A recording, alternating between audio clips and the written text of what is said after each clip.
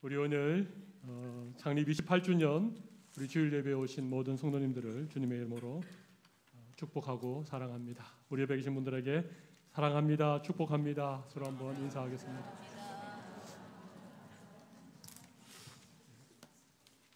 지난 28년 동안 한결같이 베푸셨던 하나님의 은혜와 사랑에 감사를 드립니다.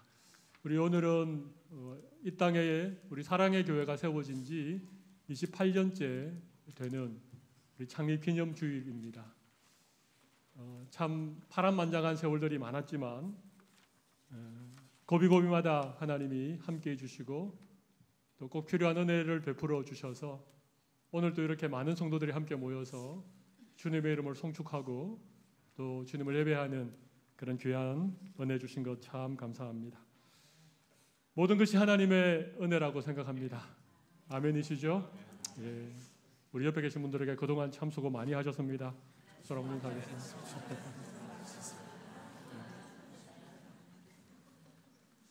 제가 감사하는 것 가운데 하나는 우리 교회에는 창립 멤버가 한 사람도 없다는 것입니다. 그래서 우리 모두가 사실 교회를 사랑하고 또 교회를 이렇게 그냥 드나드는 정도가 아닌 교회의 주인 같은 그런 마음으로 교회를 섬기게 하신 것 참 감사합니다. 저는 오늘 교회에 대한 얘기를 좀 나누도록 하겠습니다. 우리 주님이 세우신 교회, 또 주님이 정말 원하시는 교회가 어떤 교회일까? 우리 창립기념주일에 한 번쯤 생각해 볼 주제가 아니겠습니까? 이왕이면 우리 사랑의 교회가 주님이 보실 때에 기뻐하는 교회, 우리 주님이 보실 때에 마음이 흐뭇한 교회가 되면 좋겠습니다. 우리 교회를 바라보실 때마다 이렇게 마음 한켠에 늘 좀 걱정이 있으신, 그리고 고개를 좀 절레 흔드시는 그런 교회가 아닌 우리 교회가 정말 주님의 기쁨이 되는 그런 교회가 지금까지 되어 왔다고 생각합니다. 앞으로도 그런 교회 되기를 간절히 바라는 마음으로 잠깐 오늘 본문을 중심으로 말씀의 은혜를 나누도록 하겠습니다. 오늘 마태복음 16장은 예수님께서 이 땅에 교회를 세우겠다, 내 교회를 세우겠다라고 하신 말씀입니다. 그러니까 이 말씀을 우리가 잘 살펴보면 우리 주님이 어떤 교회를 세우기 원하셨는지를 우리가 알 수 있습니다. 주님이 세우기 원하셨던 교회를 우리가 안다는 것은 우리 교회가 그만큼 주님의 기쁨이 되는 교회가 또 주님이 세우기 원하셨던 교회로 나아갈 수 있다고 생각을 합니다. 그래서 오늘 짧은 시간이지만 우리 집중해서 오늘 본문을 중심으로 주님이 원하시는 교회, 주님이 세우시기를 원하셨던 교회가 어떤 교회인지를 함께 살펴보겠습니다. 첫 번째는 신앙 고백이 분명한 교회라는 겁니다. 오늘 본문 13절부터 16절까지의 말씀을 보겠습니다. 거기 보면 예수님께서 이 빌립보 가이사랴 지방에 가시다가 제자들에게 물어봅니다. 사람들이 인자를 누구라고 하느냐? 이게 인자는 예수님을 지칭합니다. 사람들이 나를 누구라고 하느냐? 그렇게 물어보니까 제자들이 들어본 사람들이 하는 얘기를 전해주죠. 들어는 세례 요한, 들어는 엘리야, 들어는 예레미야나 선지자 중 하나라 하나이다. 여러분, 이 대답의 공통점이 뭡니까? 예수님을 선지자 중에 한 사람으로 보는 거예요. 세례 요한이나 엘리야나 예레미야나 다 선지자 아닙니까? 근데 사실은 예수님이 그 대답이 그렇게 마음이 흡족하지 않았습니다. 예수님이 과연 선지자 중에 한 사람일까요? 그래서 예수님이 이제는 제자들에게 물어봅니다. 그렇다면 사람들은 나를 그렇게 말하는데 너희들은, 나와 함께 오랜 시간을 지난 너희들은 나를 누구라고 하느냐? 제자들에게 물어보지요. 그때 시몬 베드로가 이렇게 대답합니다. 주는 그리스도시요 살아계신 하나님의 아들이시니이다. 베드로의 이 신앙 고백은요, 지난 2000년 교회 역사에 가장 중요한 예수님에 대한 믿음의 고백이 되었습니다. 우리가 적어도 예수님을 베드로가 고백한 이 신앙의 고백대로 믿을 수 있어야 우리는 성도가 되고 그런 성도들이 함께 모였을 때 주님이 원하시는 교회가 되는 것입니다. 신앙 고백이 분명하지 않으면 어떻게 교회가 될 수 있겠습니까? 베드로가 한 신앙 고백이 뭡니까? 두 가지죠. 주는, 여기 주는 예수님을 말하죠. 예수님, 당신은 그리스도이시고 살아계신 하나님의 아들이십니다. 여러분, 그리스도는 기름 부음을 받은 자라는 의미인데 구약에서 말하는 메시아죠.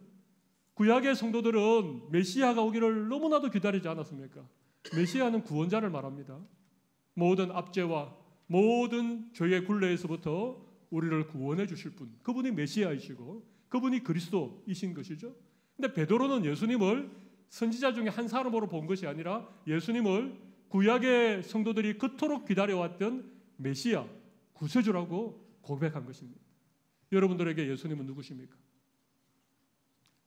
나를 구원하실 구세주이십니까?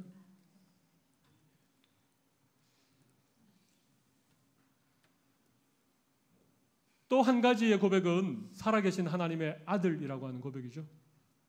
예수님을 하나님의 아들이라고 고백한 것입니다. 예수님은 스스로를 인자, 사람의 아들이라고 그렇게 말씀하셨지만 또 많은 사람들이 예수님을 그저 선지자 중에 한 사람 정도로 아니면 그보다 좀 더 폄하해서 나사렛 출신 목수의 아들 정도로만 예수님을 알고 있었을 때 베드로는 너무나도 정확하게 예수님이 살아계신 하나님의 아들이라고 고백한 것입니다. 예수님이 하나님의 아들이라고 하는 이 고백 속에는 예수님이 인간의 몸을 입고 이 땅에 오셨지만 예수님 그분은 하나님이십니다. 예수님의 신성에 대한 믿음의 고백을 한 것입니다. 정말 놀라운 고백이죠. 이 고백을 베드로가 한 것이 아닙니다. 그 다음 줄인 17절에 보면 이를 너에게 알게 한 것은 너의 혈통이 아니고 하늘에 계신 아버지께서 이 믿음을 너에게 주신 것이다. 여러분, 우리가 예수님을 나의 구세주로 살아계신 하나님의 아들로 고백하는 것은 우리 힘으로 되는 게 아닙니다. 우리의 지혜로 되는 게 아닙니다. 하나님이 믿음의 은혜를 우리에게 주셨기 때문인 것입니다. 여러분, 예수님을 그리스도시고 하나님의 아들이라고 믿으십니까? 이 믿음이 중요합니다. 세상은 예수님을 4대 승인 가운데 한 사람으로 믿습니다. 여러분, 이슬람교나 유대교는 예수님의 하나님 되심을 부정합니다. 그냥 선지자 중에 한 사람으로 믿습니다. 이단들 가운데에 여호와의 증인도 예수님을 하나님이 처음 만든 피조물 정도로만 봅니다. 그런데 우리는 예수님이 하나님이시면서 우리와 똑같은 인간이시고 그분은 이 땅에 우리를 죄에서부터 구원하실 구세주로 오셨다는 사실을 믿는 것입니다.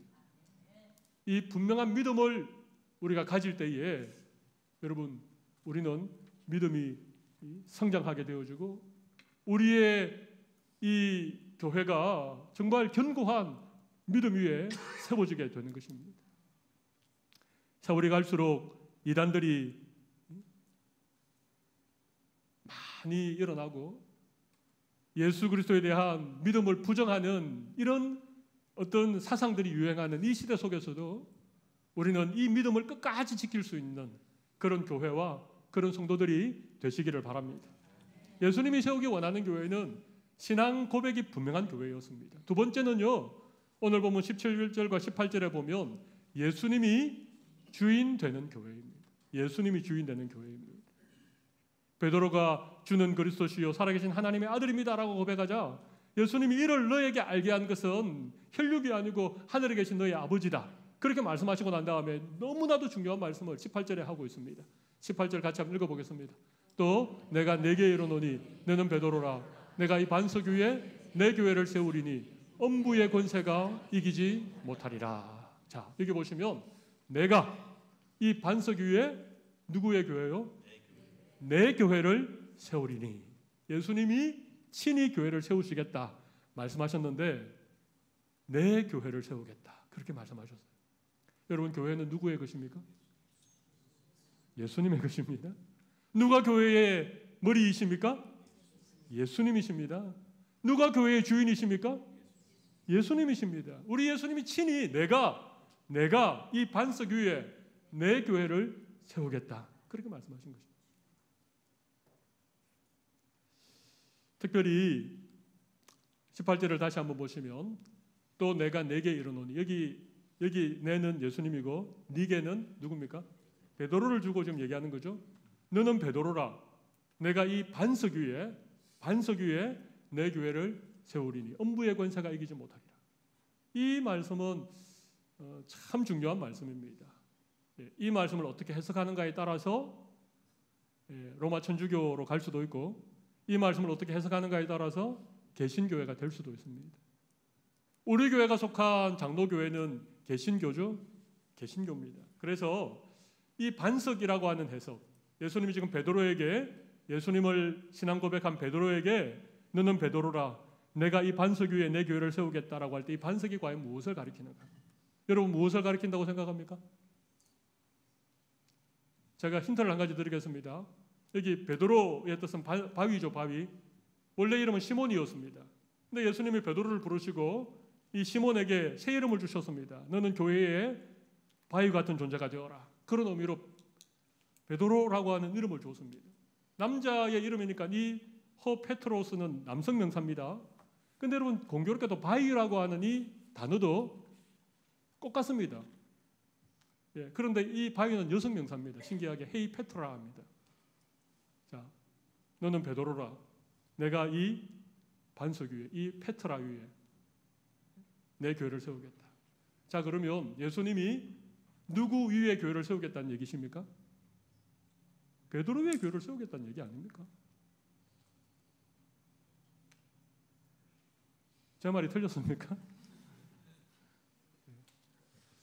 여러분, 반석이라는 것을 베드로라고 인정을 안 하죠? 베드로의 신앙 고백이라고 우리는 계속해서 들어왔습니다. 사실 개신교회는 그렇게 가르칩니다. 로마 천주교는 이 반석을 당연히 베드로라고 그렇게 해석하고 베드로 위에 교회가 세워졌다라고 해석을 합니다. 그런데 문제는 말이죠.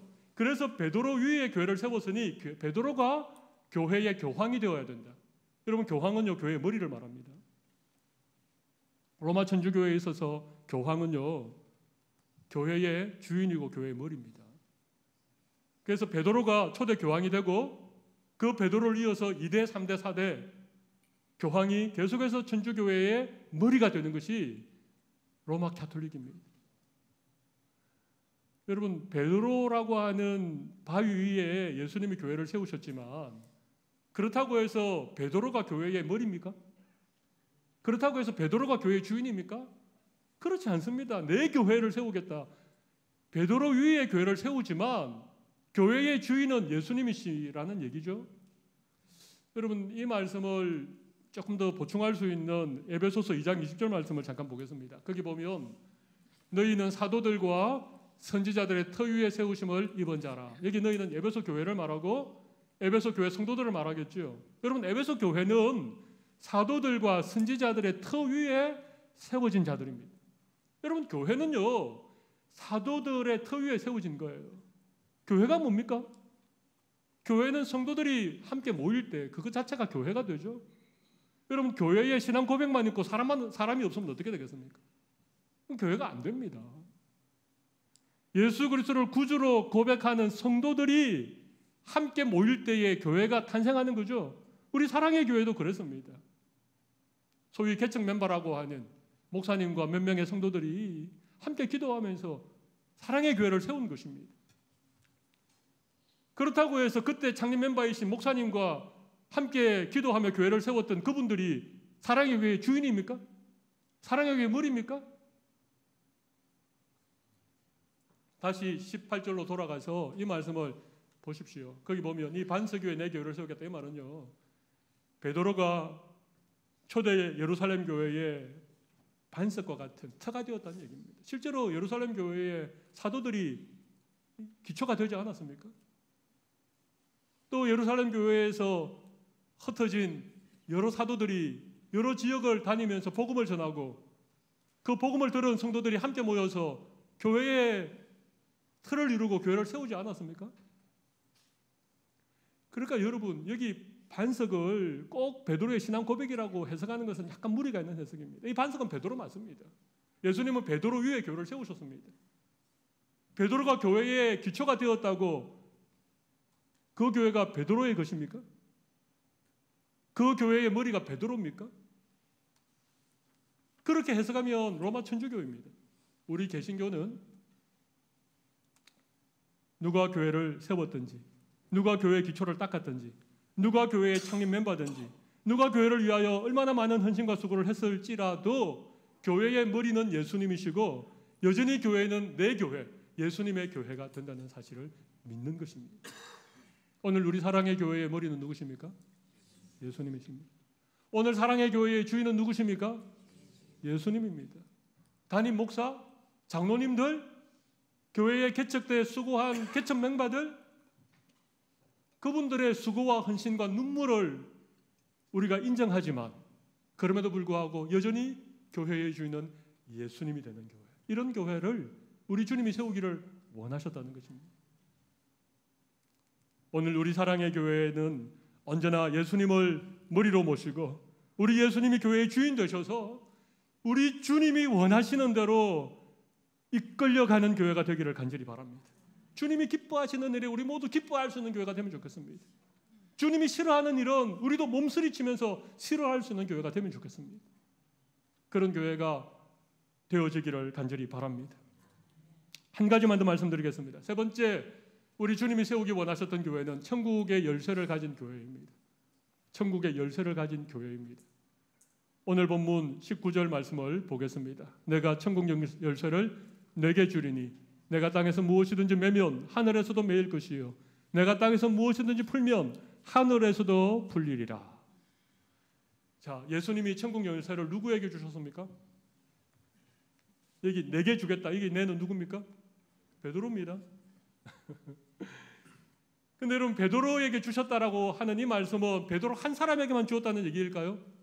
그렇지 않습니다. 교회에 주셨다는 얘기죠. 그죠? 예, 교회에 주셨다는 얘기입니다. 이 천국 열쇠를 베드로라고 하는 한 사람에게 주었고 천국 열쇠를 가진 베드로가 교회의 머리, 교황이 된다라고 믿는 것이 로마 천주교입니다. 예. 그런데 이 말씀을 아무리 우리가 해석해도 예수님이 베드로 한 사람에게 열쇠를 주신 것이 아닙니다. 예수님이 세우기 원하셨던 그 교회에 천국 열쇠를 맡기신 것이죠. 여러분, 18절 하반절에 보면 예수님이 내 교회를 세우겠다 그렇게 말씀하시고 곧 이어서 음부의 권세가 이기지 못하리니 이런 말씀하셨죠. 교회는 처음 태어날 때부터 끊임없는 이 악한 세력의 공격의 대상이 된다는 것입니다. 음부의 권세, 어두움의 세력, 사탄의 이 어떤 악한 영들이 교회를 끊임없이 무너뜨리려고 공격하고 있다는 거예요. 그래서 지상의 교회는요, 영적인 전쟁이 그치지 않는 교회입니다. 그러니까 교회는 사실은 늘 어려움이 있죠. 근데 보세요. 천국의 열쇠를 주겠다. 그렇게까지 말씀하셨는데 너의 그 신앙의 고백을 듣고 내가 반석교회 교회를 세우겠다. 그렇게 말씀하셨는데 여러분 베드로를 한번 보십시오. 우리 그 다음 말씀인 21절 이하의 말씀을 한번 보실까요? 21절을 보면 예수님이 이제 그때 이후로 자기가 예루살렘에 올라가서 고난을 받고 죽을 것을 말씀하십니다. 십자가의 죽음을 처음으로 얘기하시는 거예요. 근데 22절을 보실까요? 베드로가 예수를 붙들고 항변하여 이르되 주여 그리 마옵소서 이 일이 결코 주께 미치지 아니하리이다. 예수님은 이 땅에 오신 목적이 뭡니까? 십자가를 지시고 우리를 죄에서 구원하기 위해서 오셨는데 지금 베드로는 예수님이 예루살렘에 올라가셔서 십자가에 죽을 것을 말씀하시니까 베드로가 예수님을 붙들고 항변하면서 주인님 그렇게 하지 마십시오. 이 일이 결단코 주님께 미치지 않을 것입니다. 그러자 우리 예수님이 정말 기가 막힌 말씀을 하십니다. 23절을 한번 보실까요? 예수께서 돌이키시며 베드로에게 이르시되 뭐라고요? 사탄아 내 뒤로 물러가라. 너는 나를 넘어지게 하는 자로다. 내가 하나님의 일을 생각하지 아니하고 도리어 사람의 일을 생각한다. 여러분 방금 너는 베드로라 이 반석교회 내 교회를 세우겠다. 천국의 열쇠를 너에게 주겠다. 그렇게 말씀하셨던 이 베드로가 한순간에 사탄의 앞잡이 노릇을 하고 있던 것입니다. 사탄이 베드로를 통해서 예수님의 십자가의 길을 막아 나선 것입니다. 베드로도 우리와 똑같은 연약한 인간입니다. 그가 교회의 기초가 된 건 맞습니다. 예수 그리스도가 베드로의 신앙 고백을 듣고 그 베드로를 반석 삼으시고 교회를 세우신 거 많습니다. 베드로는 초대 예루살렘 교회의 탁월한 지도자였습니다. 그러나 베드로도 한순간 사탄의 밥이 되어버릴 수 있는 것이 우리 인간의 연약한 모습이라고 하는 것입니다. 그 연약한 한 사람 베드로에게 예수님이 천국의 열쇠를 맡기셨을까요? 그렇지 않습니다. 천국의 열쇠는 교회에 주신 것입니다. 자, 그렇다면 교회에 주신 천국의 열쇠가 무엇이겠습니까? 어떤 신학자는 이 천국의 열쇠를 권징권이라고 말합니다. 여러분 권징 아십니까? 교회가 어떤 죄에 대해서 시벌하고 또 그것을 해결할 수 있는 그런 권징을 교회에 주셨지요. 근데 이건 좀 너무 좁은 해석이라고 생각합니다. 제가 생각할 때 예수님께서 교회에 주신 천국의 열쇠는 하나는 복음입니다. 복음. 또 하나는 기도라고 생각합니다. 복음을 전함으로 죄와 사망에 매여 있는 수많은 영혼들을 그 죄에서 해방시키시고 참된 자유와 영원한 생명을 주시려고 하는 예수 그리스도의 복음, 이것이 교회에 맡긴 천국의 열쇠입니다. 그래서 땅에 매여 있는 것들을 풀어낼 수 있도록 그렇게 하셨습니다. 또 하나는 기도입니다. 두 사람이 합심하여 무엇이든지 구하면 하늘에 계신 너희 아버지께서 들어주시겠다 말씀하셨습니다. 지금까지 아무것도 구하지 아니하였지만 내 이름으로 무엇이든지 구하면 우리 하나님께서 그 기도를 시행하시겠다고 약속하신 기도라고 하는 열쇠를 이 땅에 교회에 맡기신 거예요. 여러분, 그래서 교회는요, 복음 전하는 일과 기도하는 일을요 힘써야 됩니다. 왜냐하면 천국의 열쇠를 우리에게 맡겼는데 그 열쇠를 그냥 가만히 땅에 묻어두면 되겠습니까? 한 달란트 받은 사람처럼 주님이 교회에 맡기신 천국 열쇠를 땅에 묻어두는 것은 주님이 기뻐하시는 일이 아닙니다. 여러분, 교회는 복음 전하는 일과 하나님의 뜻을 이루기 위한 기도를 힘쓰는 일을 열심히 해야 됩니다. 복음을 제껴놓고 기도하는 일을 제껴놓고 교회가 무슨 사업을 하느니 무슨 행사를 하느니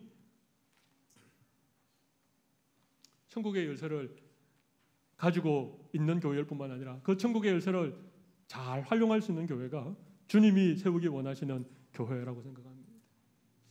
제가 말씀 준비하면서 교회가 가진 이 복음의 열쇠를 어떻게 잘 사용할 수 있을까 좀 생각을 해봤습니다. 여러분, 예전에는 한 세대 전만 해도 교회는 정말 세상의 소망이었고 희망이었습니다. 그래서 교회 한번 가자 그러면 그 얘기를 듣는 사람들이 반응을 어떻게 했습니까? 꼭 한번 가고 싶다. 시간이 되면 꼭 한번 가볼게. 그런 얘기를 했습니다. 그죠? 지금은 부모님이 예수님을 믿지 않아서 그런데 부모님 돌아가시면 내가 꼭 너 따라 교회 한번 가볼게. 교회가 세상 사람들에게 좋은 이미지였습니다. 근데 어느 순간 교회의 이미지가 나빠졌습니다. 목회자들의 책임이라고 생각합니다. 우리 성도들의 상당한 책임이 있다고 생각합니다. 지금 사람들에게 교회 한번 가볼래 그러면 별로 반응이 없습니다. 그죠? 그냥 근성으로 뭐 알았어 그러면서 마음속으로는 내가 무슨 그런 교회를 가냐 이런 생각을 많이 하고 있습니다. 예수 그리스도의 복음은 변함이 없는데 그 복음의 열쇠를 가지고 있는 교회가 잘못해서 우리의 잘못 때문에 복음이 잘 전해지지 않는 시대가 되었습니다. 여러분, 신천지라고 아십니까? 이단교회죠. 아주 나쁜 이단인데 여러분, 신천지가 사람을 전도하는 방법이 있습니다. 한 사람이 한 사람을 전도하는 거 아닙니다. 그 한 사람을 전도 대상자로 정하면요, 거기에 한 20명 이상 되는 팀이 만들어집니다. 그래서 전도 대상자에 대해서 모든 것을 다 파악합니다. 이 사람의 생일, 출신 학교, 주변에 있는 친구들, 관심 있는 것들 다 파악해가지고요, 그 사람에게 호감을 얻습니다. 우연을 가장한 만남을 통해서 호감을 얻고 그 사람의 필요를 채워주고 몸이 아프면 병원에 데려가고 그렇게 해서 한 사람을 이단교로 데려갑니다. 복음을 가지지 않은 이단 교회도 그렇게 하는데 복음의 열쇠를 맡기신 교회가 천하보다도 귀한 한 영혼, 우리 예수님이 그 한 영혼을 위해서 이 땅에 오시고 죽으셨던 그 한 영혼을 구원하기 위해서 우리가 아무런 노력을 하고 있지 않는다. 그냥 개인에게 전도를 맡겨놓고 있는다. 그거 책임 회피입니다. 그거 직무유기입니다. 우리 사랑의 교회가 전도하는 교회가 되면 좋겠습니다. 복음을 전하는 교회가 되면 좋겠습니다. 그냥 개인이 개인을 전도하는 것은 어려운 시대가 되었습니다. 그래서 제가 말씀 준비하면서 이런 생각을 했습니다. 우리 교회도 팀을 만들자. 뭐 구역이 한 팀이 되든지 아니면 한 두 구역이나 세 구역이 합쳐서 진짜 한 14명 팀이 되든지 해가지고 그 중에서 전도 대상자 한 사람을 정하는 것입니다. 다 전도하고 싶으면 더 좋겠지만 그래도 그 중에 전도 대상자 한 사람을 정하고 이 한 사람을 위해서 기도하고 그 사람의 마음을 얻고 영혼을 얻기 위해서 작전을 세우자. 작전을 세우자. 우연을 가장할 필요까지는 없겠지만 그분에게 관심을 가지고 필요를 채워주고 가까이서 도와주고 왜? 그 한 영혼을 구원하기 위해서. 예수님께서 교회에 맡기신 복음의 열쇠를 제대로 사용하기 위해서 그렇게 했으면 좋겠습니다. 저는 그렇게 하면 지금 또 잃어버린 영혼들 중에 하나님이 만세전에 택하신 영혼이라면 복음을 듣고 교회로 돌아오리라고 믿습니다. 이 일을 주님이 우리에게 맡기신 줄로 믿습니다. 그래서 우리 교회가 오늘 28주년 창립기념일을 계기로 이렇게 좀 더 적극적으로 복음을 전하는, 그냥 개인이 개인에게 복음을 전하는 그런 정도가 아니라 팀을 짜고 한 구역이 덤벼들고 팀이 만들어져서 그렇게 영혼을 구원하고 섬기는 그런 교회가 되면 정말 좋겠습니다. 제가 드리는 말씀이 어떻습니까? 저는 그렇게 하면 되리라고 생각합니다. 우리가 신천지에 배우는 건 아니지만 왜 한 영혼이 그만큼 소중하니까. 우리 예수님이 그 한 영혼 때문에라도 이 땅에 오셨던, 그래서 천하보다도 귀하다라고 우리에게 말씀해 주신 영혼이기 때문에 우리는 충분히 그 일에 시간과 물질과 우리의 모든 것을 투자해도 나쁘지 않다고 생각합니다. 또 하나는 기도입니다. 여러분, 기도는 교회에 주신 강력한 천국의 열쇠입니다. 사도행전 12장에 보면 베드로가 옥에 갇히는 사건이 발생합니다. 야고보라고 하는 사도를 이렇게 공개 처형을 하니까 유대인들이 너무 좋아하니까 이 헤롯이 백성들의 환심을 사기 위해서 베드로를 잡아서 옥에 가두고 이제 하루가 지나고 나면 처형을 하려고 그렇게 감옥 속에 손발을 착고에 메워서 가두어 놓았습니다. 교회가 위기를 맞이했죠. 그때 사도행전 12장 5절에 보면요, 베드로는 옥에 갇혔고 교회는 그를 위하여 간절히 기도하더라, 그런 말씀이 나오거든요. 사실은 교회가 함께 모이는 것 자체가 상당한 그런 위험을 감수해야 되는 일이었지만 교회가 함께 모여서 베드로를 위해서 간절하게 기도하는 것입니다. 교회가 간절하게 기도하니까요, 이 베드로가 다음날 아침에 처형을 당할 베드로가요, 그 간수들의 손바구니 속에 손발이 묶인 채로 잠을 자는 거예요. 여러분, 잠을 잘 수 있겠습니까? 얼마나 권하게 잤으면 천사가 막 옥토를 흔들고 감옥 문이 열리는데도 베드로가 계속 잠을 자고 있습니다. 그래서 거기에 사도행전 12장 말씀 보면 천사가 베드로의 옆구리를 쳐서 깨웁니다. 여러분, 이게 기도의 능력이에요. 옥토가 흔들리는 것만 기도의 능력이 아닙니다. 손발이 묶였던 것이 풀려나는 것이 그것만이 기도의 능력이 아닙니다. 그 절대절명의 상황 속에서 내일 아침이면 목이 날아갈 그 상황 속에서 단잠을 자는 것, 천사가 그의 옆구리를 흔들어 깨워야만 일어날 수 있을 정도의 평안하게 단잠을 잘 수 있는 베드로. 여러분, 이게 천국의 열쇠인 기도입니다. 우리가 기도하면 하나님이 이런 은혜를 우리에게도 주실 줄로 믿습니다. 우리를 묶고 있는 환경이 열리는 그런 은혜뿐만 아니라 우리의 마음에 절대적인 평안이 하나님의 은혜로 주어질 줄로 믿는 것입니다. 천국의 열쇠를 교회에 맡기셨다. 오늘 이 귀한 말씀을 우리 붙들고 이 시간 잠깐 기도하면 좋겠습니다. 우리 주님이 원하시는 교회, 신앙 고백이 분명한 교회, 예수님이 주인 되는 교회, 천국의 열쇠를 가지고 있을 뿐만 아니라 그것을 활용하는 그런 교회가 될 수 있도록 우리 사랑의 교회가 주님이 기뻐하시는, 주님이 원하시는 교회가 되게 하여 주시옵소서. 우리 다 같이 교회를 위해서 함께 통성으로 기도하며 나아가도록 하겠습니다.